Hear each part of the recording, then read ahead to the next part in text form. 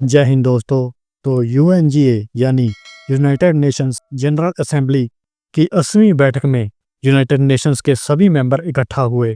इस बैठक में सभी देशों ने अपनी अपनी भड़ास निकाली।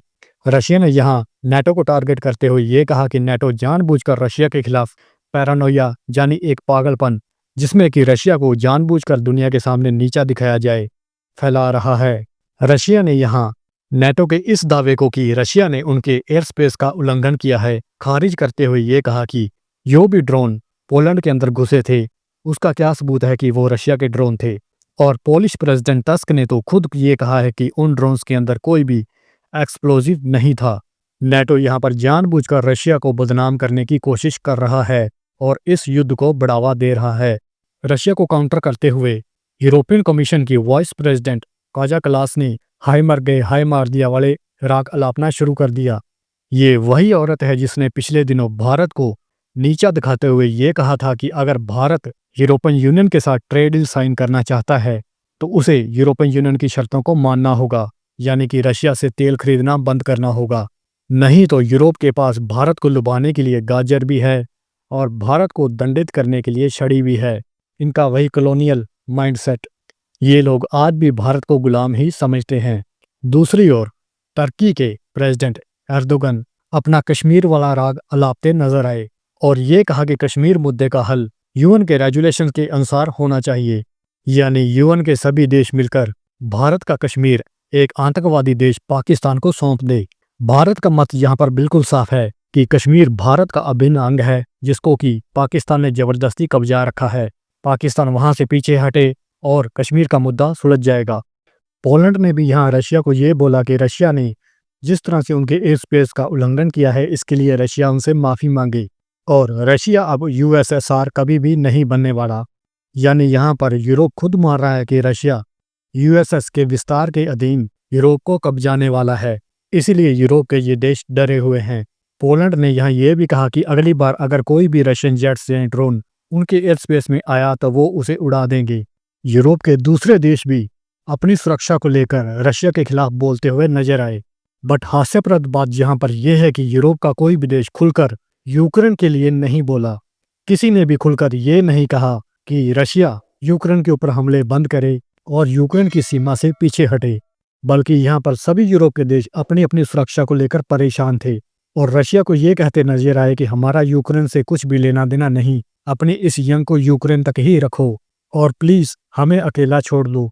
यहाँ पर जेलेंस्की ने चाइना से ये कहा कि चाइना रशिया को राजी करे कि वो इस युद्ध को बंद करे और रशिया चाइना की मदद के बिना कुछ भी नहीं। चाइना अगर चाहे तो ये युद्ध बंद करवा सकता है, पर जेलेंस्की यहाँ पर ये भूल गया कि चाइना अपने फायदे के बिना कुछ भी नहीं करता। हाँ, अगर जेलेंस्की यूएस की बजाय चाइना से हथियार खरीदना शुरू कर दे, अपने मिनरल्स यूएस की बजाय चाइना को दे दे, तो चाइना शायद यहाँ यूक्रेन की मदद कर दे। बट यहाँ पर चाइना खुद इस युद्ध को बंद नहीं करवाना चाहता, क्योंकि अगर ये युद्ध बंद हो गया तो वेस्ट के सभी देशों का ध्यान चाइना की तरफ होगा। और अगर चाइना रशिया के खिलाफ जाकर इस युद्ध में यूक्रेन का साथ देता है तो कल को अगर चाइना ताइवान कब्जाने निकलेगा तो क्या रशिया उसका साथ देगा?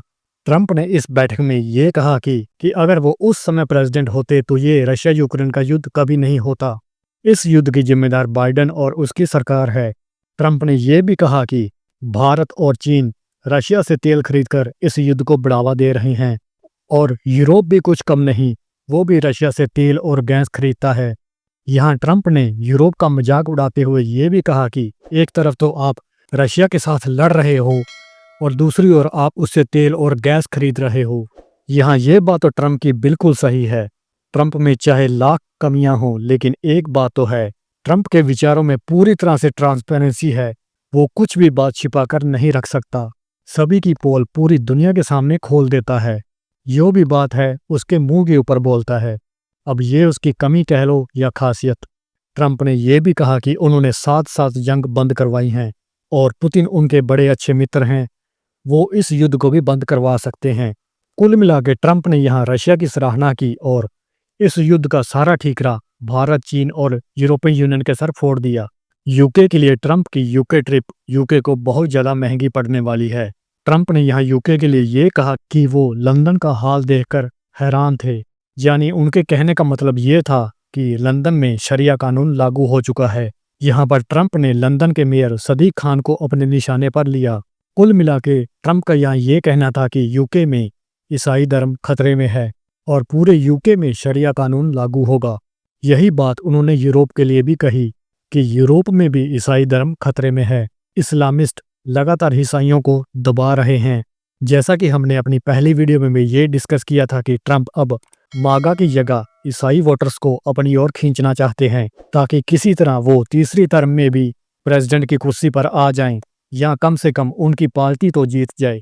धर्म की ये आग अब पूरी दुनिया में फैलने वाली है। अमेरिका में तो ऑलरेडी ही ये रेसिज्म देखने को मिल रहा है। टेक्सास के एक पॉलिटिशियन ने टेक्सास में स्थापित एक हनुमान जी की मूर्ति को बुरा भला कहना भी शुरू कर दिया है और ये कहा है कि ये मूर्ति टेक्सास में क्यों है, ये हिंदू धर्म का प्रतीक है ना कि ईसाई धर्म का। ऐसे ही बयान अब हमें यूके, यूरोप, ऑस्ट्रेलिया सभी गोरे देशों में देखने को मिल रहे हैं, जिससे कि इन देशों में राइट विंग्स की पार्टियों को बढ़ावा मिलेगा।